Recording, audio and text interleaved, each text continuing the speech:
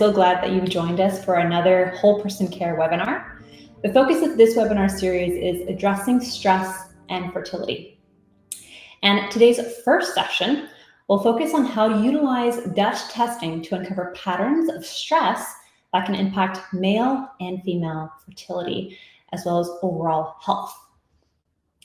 Now, leading today's session is Dr. Sarah Tyndall. She's a naturopathic doctor with a master's of science in nutrition, and she's also a clinical consultant at Precision Analytical, where she provides education to clinicians on hormonal biochemistry and, of course, how to utilize the Dutch test to optimize health.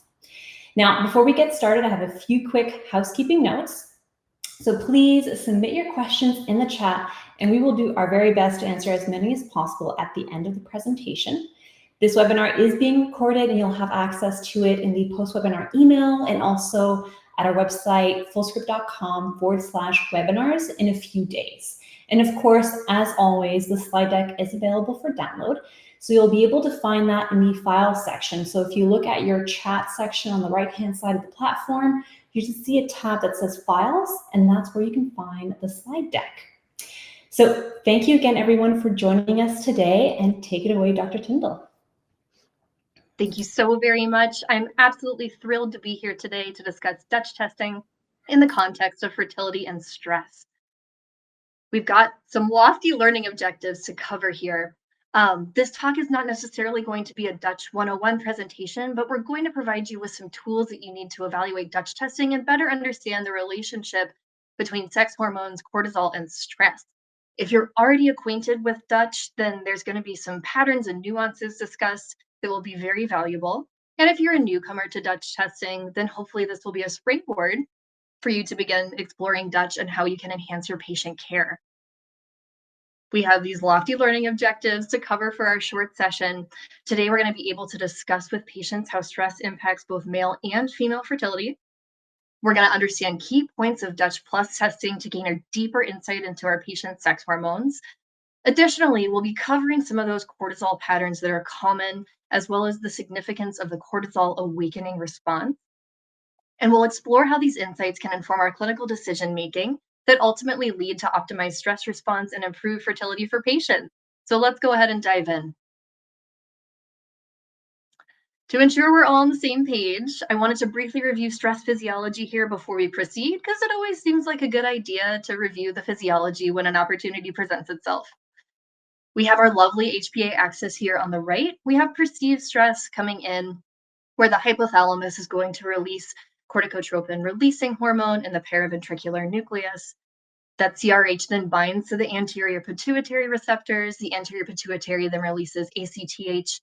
That then binds to the adrenal cortex zona fasciculata receptors, and the adrenal cortex releases cortisol and DHEA. That cortisol then feeds back into the hypothalamus to decrease our ACTH, and voila, there we are. Not too painful. Now, it's important to consider when we're talking about cortisol, we have to remember that there are these very acute, immediate impacts. There's also potentially more chronic, longer-term impacts. When we consider the acute impacts of cortisol, this includes cortisol blocking insulin so that we have sufficient blood sugar to maintain our energy, decreased digestive effort, we're going to have increased focus, we're going to increase our heart rate and blood pressure, and we will have a decrease in our sex hormones because when we're running away from a bear or a board exam or whatever that stress is, we're not going to be interested in reproducing. In terms of those chronic effects of cortisol, this is where we're going to see some of those things like central adiposity, perhaps cardiometabolic concerns, things like hypertension, blood sugar dysregulation, hyperlipidemia, etc. We can also have more longer-term mood impacts, anxiety, depression, difficulty with sleep. And also we can have some of those same impacts on our sex hormones and sex dysfunction. So why is stress bad for fertility again? As we were just saying, in the acute phase, we can have a really significant decrease in our sex hormones. And in the more chronic phase, there can be further disruption of sex hormones. For female individuals, that might manifest as things like irregular menses, heavy bleeding, low libido. We can see a decrease in our sex hormones like estrogen and progesterone, and perhaps experience infertility. For men, that might look somewhat similar in terms of the low libido or infertility. We can also see situations like erectile dysfunction, potentially low androgen. Here's an example of a common situation that we tend to see on Dutch testing when there's high stress and it's impacting our sex hormones. These are little snippets taken from a patient case from a report of a 27-year-old female. She had just started a busy new job that was great, but really demanding. And all the way on the left-hand side there at the bottom, we have this daily free cortisol pattern that we can see is out of range. It's really high. She's stressed, especially in the morning. We also notice that her progesterone in the middle there is quite low, potentially indicating an anovulatory cycle. She presented to the office because she's trying to conceive. She's been trying for about 3 months and has been unsuccessful. So, this is one of those situations where it's really important to understand and address this connection between stress and fertility. And we need to think to ourselves, what can we do to support this patient? Is there further assessment that ought to be done here? I want to take a moment here to highlight a couple different of the testing options that we have at Dutch. On the left-hand side, we have the Dutch Plus. On the right, we have the Dutch Complete test. And these all examine essentially the same things with a slight difference. This particular page is from page 5 of each of these reports, which is the adrenal profile of these tests. Both testing options are going to look at sex hormones as well as their metabolism, melatonin, oxidative stress marker, 9 organic acids, free cortisol, and metabolite. The key difference between the two panels with the Dutch Complete, we're looking at urinary free cortisol, whereas with the Dutch Plus, we're measuring the salivary free cortisol, and thus it includes the cortisol awakening response, which is kind of like a mini stress test. So we get a little bit of additional insight there. Now, on a Dutch test, when we're assessing adrenals, there's a few important things to take into consideration. The first is going to be the total DHEA production, which is released with cortisol in response to baseline stress and stress induced ACTH stimulation. And that total DHEA is a calculated value. It's the sum of the DHEA sulfate as well as androgen metabolites, etiocholanolone and androsterone. That total DHEA is consistent with serum DHEAS or sulfate levels, which is important to know. It's also important for us to be aware of the fact that DHEA production reaches its peak in our 20s and then decreases with age over time. But for fertility, we would want to see a normal, perhaps more robust DHEA result. The next thing we're going to pay attention to is the diurnal free pattern of cortisol, as well as that cortisol awakening response. This helps to provide evidence of stress response and circadian resilience. And the third thing we're going to look at is the metabolized cortisol, which represents total adrenal output of the day for cortisol. And it's also important to take a look at the clearance rate because this can provide insight into underlying conditions that impact our HPA axis.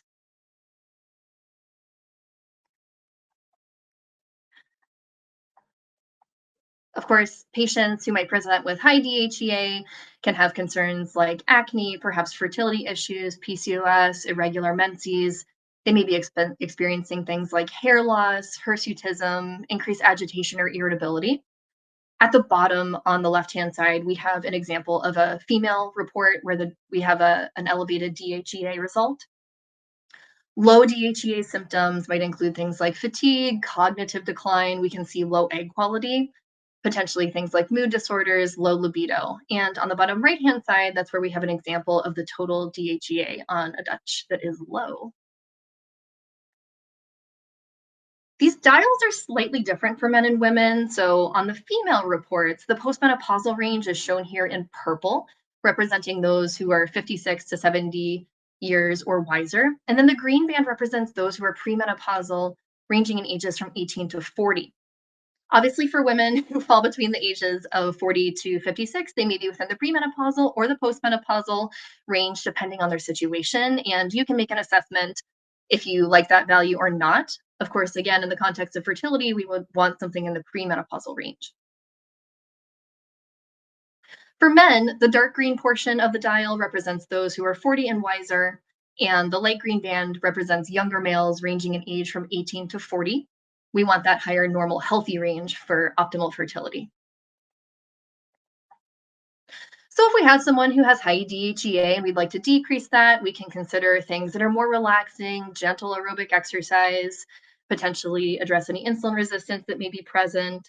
We can consider nutrition and herbs for that. We can also want to make sure that we're using the cortisol diurnal pattern to select appropriate stress support for their situation. In this case, we might consider things that are more calming, like skullcap, scutellaria, or something like holy basil. If we want to increase low DHEA, then we might consider things like resistance training, potentially DHEA supplementation, androgen supporting botanicals like ashwagandha, fenugreek, maca. When we're looking specifically at cortisol and stress, it's important for us to be mindful of the free cortisol diurnal pattern shape, that cortisol awakening response, which again, I promise we'll delve further into in a moment, and that total cortisol production, including the metabolite. We look at the cortisol clearance rate again because it's important as this rate can impact our cortisol levels in circulation and thus impact our HPA axis function. On the left-hand side, we have an example of hypometabolism where that metabolized cortisol is quite low, but the free cortisol is robust. And at the bottom there, we see that cortisol clearance rate on the slider bar is low at 7%. Some of the primary underlying reasons why that can occur would include situations like iron deficiency, sluggish liver metabolism, hypothyroidism, potentially insufficient caloric intake. Over on the right-hand side, we have an example of hypermetabolism, where the metabolized cortisol is on the high normal side, but the salivary or free cortisol is low. At the bottom, we see the cortisol clearance rate is high at 84%. And some of the main underlying contributing factors here can include things like inflammation, insulin resistance, obesity, hyperthyroidism, or infection. So addressing those underlying causes, if they're present, would be really important. All right, let's talk more about this cortisol awakening response. So as I mentioned previously, it's essentially like a mini stress test of the HPA axis, and it's the percent rise of the free cortisol from waking to 30 minutes after waking. And this is an estimate of the person's ability to cope with a stressor. The range we're looking for here is based on preliminary research, and the range is from 50 to 160 for the cortisol awakening response, or CAR. If someone's result is lower than this, it indicates an insufficient response to stress, whereas if the percentage is higher than 160, it tells us that they are over responding to a stressor.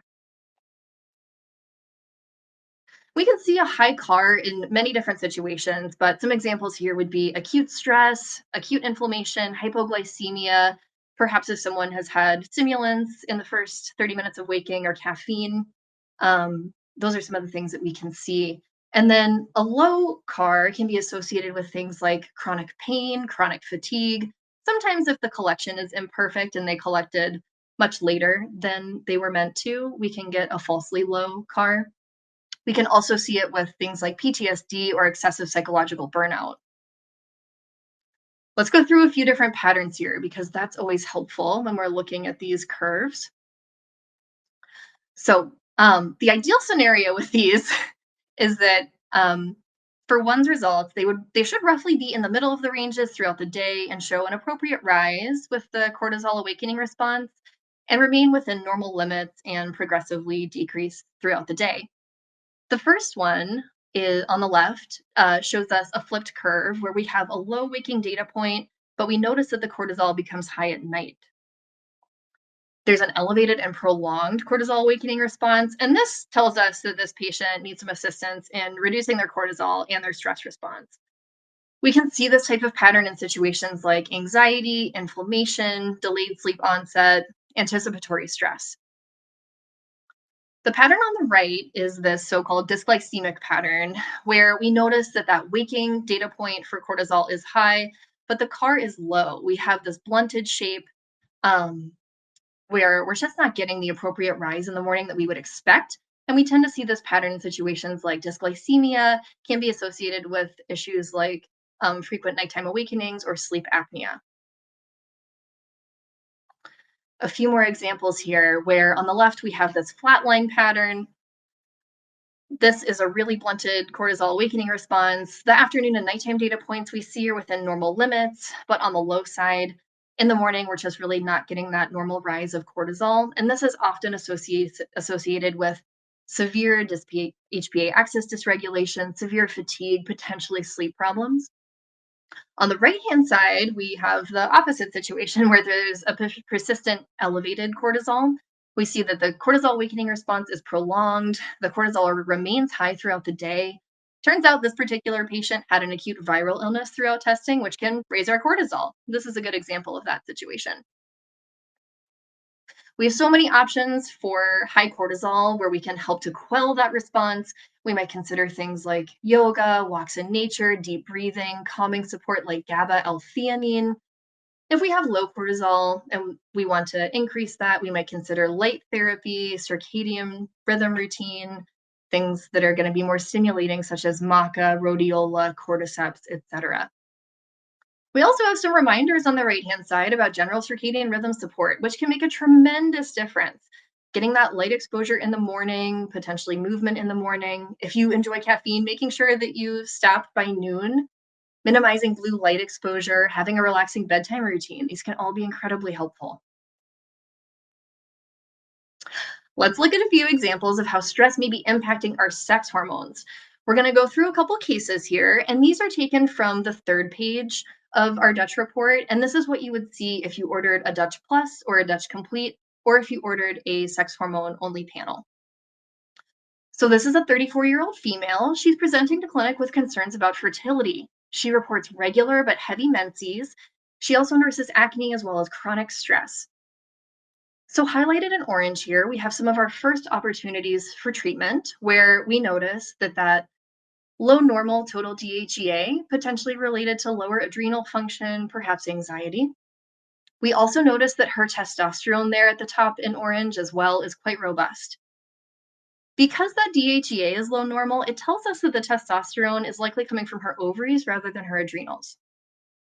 Highlighted in pink down below that, we notice that the estrone and estradiol are low, potentially due to that reported stress and maybe related to her difficulty trying to conceive. We also notice that there's an upregulation of that 16-hydroxy pathway and the estriol, also highlighted in pink over on the right-hand side. That's probably not necessarily causing a fertility problem, but we know that that pathway can be associated with heavy menses, so it might be something to target. We see on the bottom left-hand side that her methylation activity is robust. And in blue at the top, we notice that her progesterone serum equivalent is low. So she may be struggling there with ovulation. And again, that could be something to target in terms of supporting fertility. So we have lots of different ideas for how we might support this particular patient based on what we saw with the Dutch results. Perhaps we might consider for ovulation stress support, something like adaptogens. For the egg quality support and the estrogen and progesterone, we might consider evidence-based supplements like Vitex, maybe progesterone, something like CoQ10, myoinositol, etc.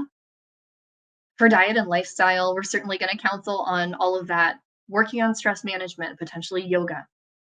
Potentially a Mediterranean diet might be helpful for her as well. For phase 1 estrogen support, we're going to consider things like flavonoids, flaxseed, fish oil, resveratrol to help promote that 2-hydroxy protective pathway and reduce her metabolic preference for the more proliferative 16-hydroxy pathway. This next one is a report from the 35-year-old female's husband. This is a 40-year-old male who presents with concerns of fertility, as well as fatigue, prediabetes, stress, and also endorses central adiposity. We see highlighted in orange that total DHEA production at the top is lower than we'd like to see for someone who's 40 and trying to conceive. Additionally, we notice that testosterone at the top is low, and highlighted in pink, right below that testosterone, we notice that the estrogens are quite high. So potentially there may be aromatization that is occurring where those androgens are getting converted into estrogen. There's a bit of a slow phase 1 estrogen metabolism, and the phase 2 methylation down on the bottom left-hand corner of the page could be improved. It's not optimal at that 29%. Also highlighted in blue at the bottom here, we notice that the androgen section, there's a 5-alpha reductase metabolic preference, which tends to be associated with things like inflammation, stress, insulin resistance. So we want to make sure that we're addressing that as well.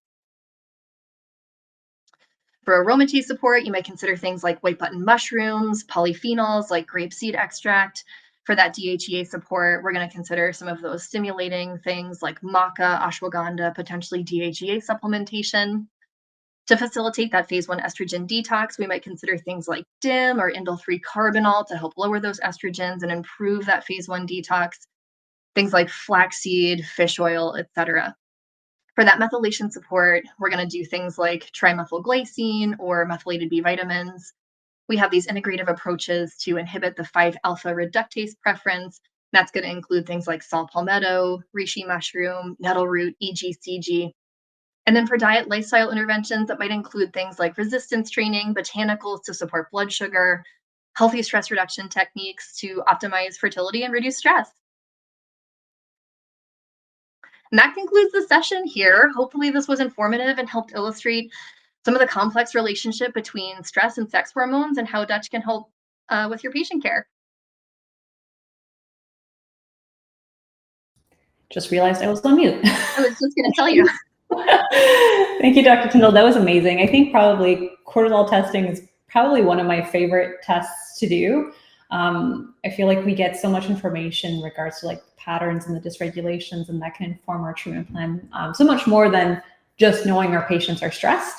So that was really great. And I really love the cases at the end. I think especially when it comes to Dutch tests, it's really great to go through those cases. So thank you so much for that. We do have some questions, so we're going to get to that. Okay, we have Haley with the first question here. So she asks, I've had clients that report anticipatory anxiety, knowing they're waking up and collecting samples. So that, of course, results in a poor night's sleep and a higher CAR. So how would you approach that? Let's see, maybe they're... Yeah, so maybe that's the answer, that they have that anticipatory anxiety as well. That's a fantastic question. It's something that we see a lot on the requisitions as we're reviewing reports. The patient said, oh, I had a terrible sleep because I was so worried about collecting the samples correctly. So a couple things. The patient is certainly free to call our customer care team and talk about exactly what is needed for collection. If they feel confused at all and they want to talk with a human, that is available, and that could help allay some of that potential anxiety. Also, I would say if they have that much anticipatory stress with test collection, I would probably extrapolate that they are stressed in other situations where they maybe don't need to be stressed. Yeah, probably the decreased stress resilience is likely part of that picture. Yeah, exactly. Yeah. Great. Okay, let's see. Okay, so Heather, how do we choose which Dutch test is the best? I guess like which test is the most appropriate for your patients? It depends. We do have smaller panels available where you can look only at a CAR, or you can look at the adrenal profile only, or the sex hormone panel only. Again, the predominant difference between a Dutch Complete versus a Dutch Plus is going to be the inclusion of the cortisol awakening response with the Dutch Plus. So in situations where I think about where I really want to look at that cortisol awakening response, it's usually patients who have truly debilitating fatigue or just monstrously terrible anxiety, things where I want to look more carefully at that CAR to see how that could be, to see what I can glean from how they're responding to stress.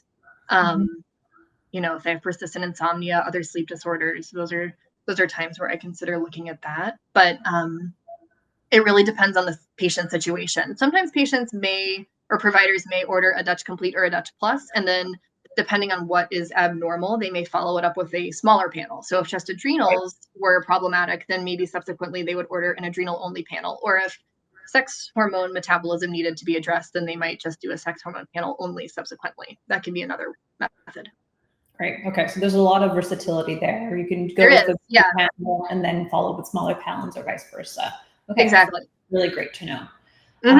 Okay, so another question here from Lauren. What if in a saliva test, the DHA was extremely high? Okay, we're getting into some specifics. So I can repeat it if you need to. So DHA is really high. Cortisol is low. Progesterone is normal. But all hormones, both androgens and estrogens, are high. So, I mean, it's kind of patient specific. It's hard to say. that's a fairly patient specific. Yeah, maybe Lauren, this would be a good have a consult with us. Yeah, exactly. Have your report of your patient, get more of a deep dive into that question, because it could be a little bit difficult to just interpret with that. But thank you for asking. It is a good question. We should talk more about it. Okay, we have another one here. Polly. Okay, so when analyzing results, is there a place to learn more what these results mean and recommendations for different scenarios? Yes. On our website, we have a plethora, just a multitude of educational resources. So we have our webinars that are up, that are historical webinars. We have those on a monthly basis. We also have a podcast. For those who are registered with Dutch, we have a provider portal that includes an interpretive guide, and that can be really useful. We also have some classes like on perimenopause and hormone replacement and functional hormones in general. So lots of different educational options available. Okay, that's great. That's great to know. Yeah, because there's obviously a lot to dive into. There is. When it comes to various forms of the Dutch test. Definitely. Another question here, which as a naturopath, you may have some opinions on. So in a situation where there's a high CAR result, would you let's see here. I guess, when would you provide supplementation? So would you do it upon awakening, at the point, or at the time in the day when cortisol is highest? So high carb, would you supplement in the morning or when the cortisol is highest in the day? Or I guess, where would you I would overall try to work on their stress response, because that cortisol awakening response is informing us that if they have a high CAR, then they are having a response to stress that is disproportionate to the situation, potentially. So working on various treatments to lower that overall, whether that's some meditation, some other things. In terms of supplementation, say maybe it's going to be L-theanine. Perhaps they might take that throughout the day to help kind of tamp down that response. And then, I think certainly considering adaptogens would be appropriate. More calming ones like ashwagandha might be a good example. Ashwagandha has been shown to help decrease that morning saliva.